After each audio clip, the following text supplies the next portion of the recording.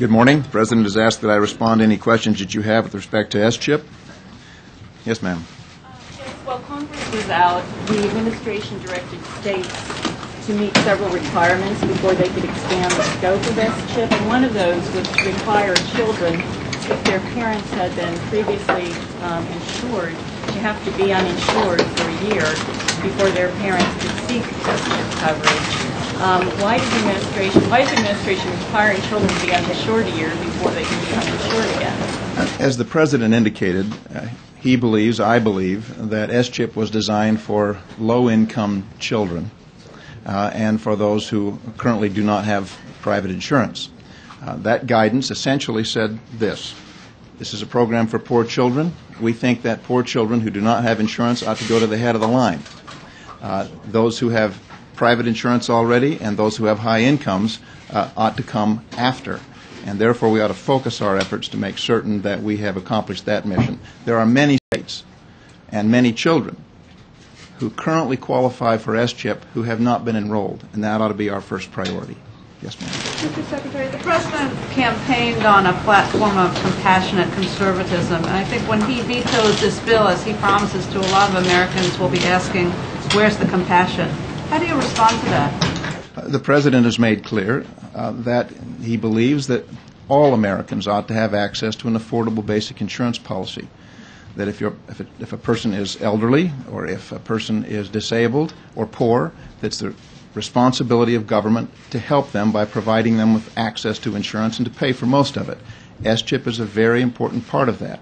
The President would like to see S-chip reauthorized, and we'd like to get on to the larger question of how do we provide insurance for all Americans. He made a proposal at the State of the Union that ironically would have, according to the Lewin Group, would have provided insurance to 4.25 million children, and children who currently do not have coverage. The bill that the President will veto is represented to offer 2.6 million insurance. However, 1.2 million of those already have private insurance, and 900,000 of them already qualify. So we're looking to increase the number of people covered generally and to focus first on getting S-chip reauthorized. We'd like to see it reauthorized. We'd like to see it reauthorized before September the 30th.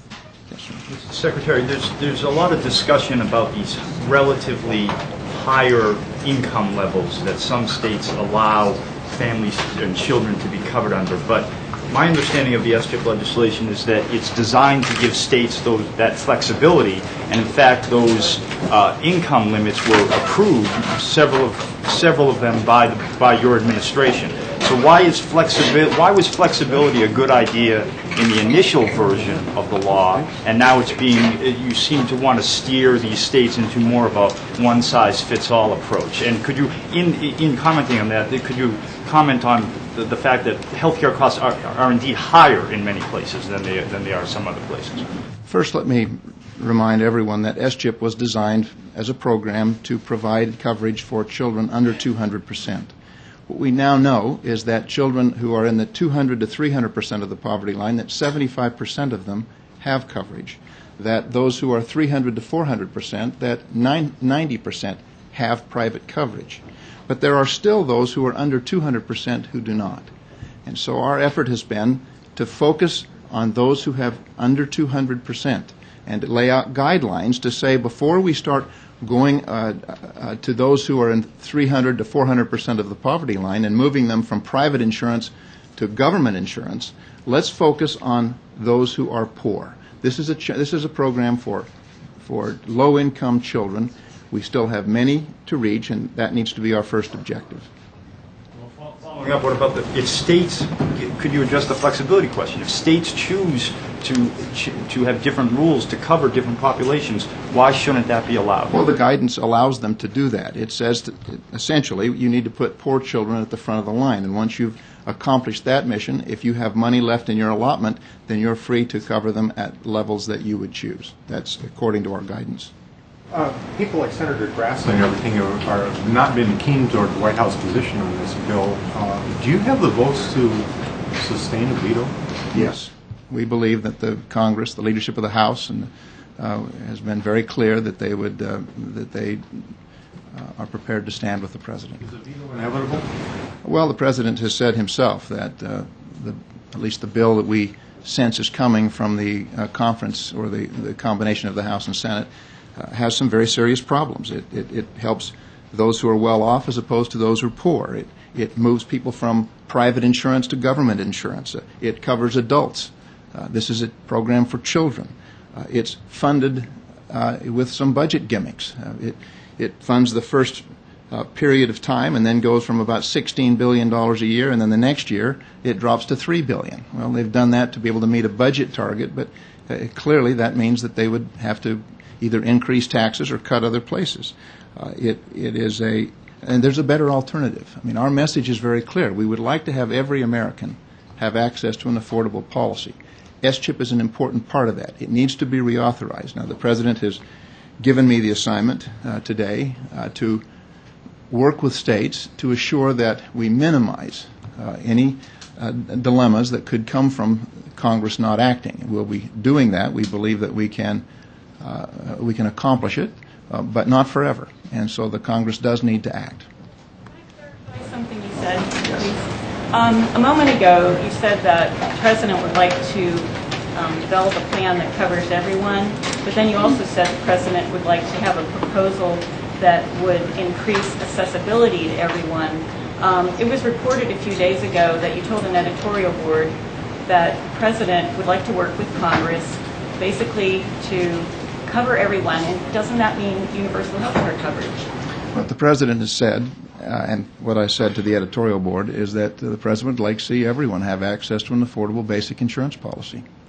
S-CHIP is an important part of that. He has made proposals that, in fact, independent evaluators have said that it would cover 16 million Americans. There are bills that have been filed in Congress that use a series of tools that would cover as many as 21 million. If either of those would pass, we would see 4 to 5 million children covered in that context. The President would like us to get S-CHIP reauthorized and then move on to the larger discussion about how we get every American access to an affordable basic policy. The President used the term today, a clean temporary extension of S-CHIP. What does that mean in your view? What is the temporary part of this? Well, it seems likely that Congress will not be able to achieve reauthorization by September the 30th. And therefore, so that we have no continuity problems, as he put it, the coverage doesn't lapse for children, he would like Congress to temporarily extend the existing program so as to achieve continuity of coverage. Is that specifically Chairman Barton's idea? Is that the Joe Barton method? Mr. Barton has, as I understand, is going to file legislation that would extend it for some period of time. I think what the President has said is that we need to extend it for a suitable period of time that we can work these differences out. Current funding levels or increased funding levels? Well, we need to extend it. It would depend on the length of time that they want to extend it. If they're prepared to extend it for a period of 6 months or 12 months, we'd obviously have to talk about additional funding because there would be needs. If it's a short term, then there is a narrow window here where we could, I think, minimize the amount of disruption. However, this needs to be reauthorized. There will be a problem if we don't get it reauthorized. What is you mentioned, or the President mentioned, some kind of mitigation that you would try to work out with the states. What is that all about? Let me explain that S-CHIP is a program that has allocations of money to states. Each state has an allocation, and they have to meet the requirements of their state legislature within that allocation. Most states have money still in their allocation that they can continue to spend after the program has, the authorization for additional funding has lapsed.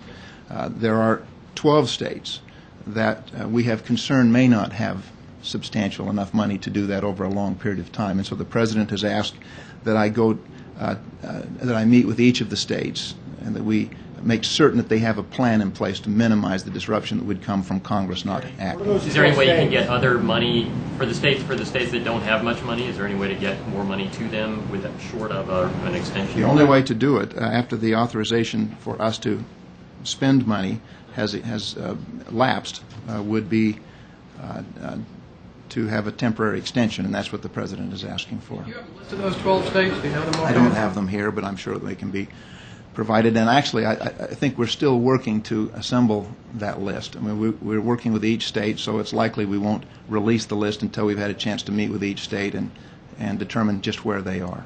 If Congress went along with the President's proposal and increased funding by $5 billion, my understanding is that just keeps the chip where it is now. I talked to Senator Orrin Hatch, who's been really active with this, and he said that's not enough. That the current program doesn't reach all of the people who are uninsured, even the children.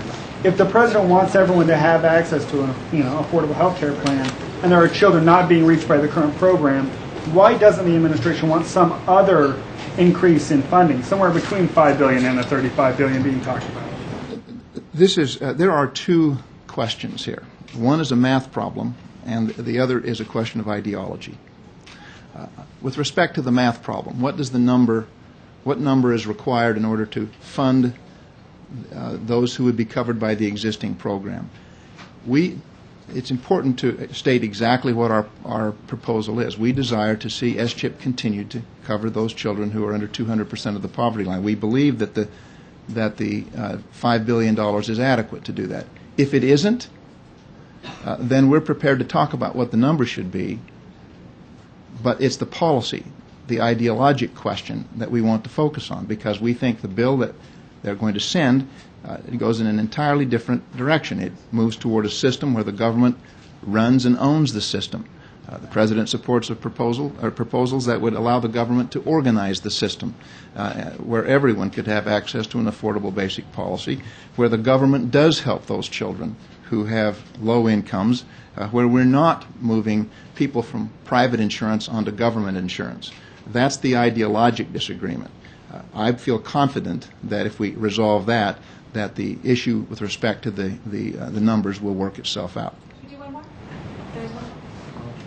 Could you clarify, please, if a state now covers more than 200% of poverty, what does the administration want to see? Does it want it not to cover those people, roll back to 200, or does it want to say, you have to make sure that 95% of the 200 are covered? We believe this is a program that was designed to cover those who are under or 200% and under. There are states who have chosen to go above that. We have offered guidance that if you choose to do that with your allotment, then given the fact that we pay for 70% of it, meaning the federal government, we would like you to put poor children at the head of the line as opposed to bringing in people who already have coverage and putting them in front of poor children.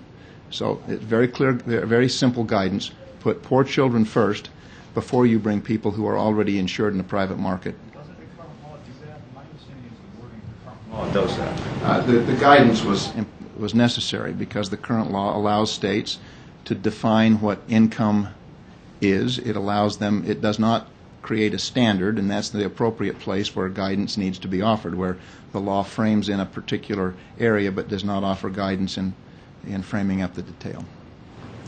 Thank you.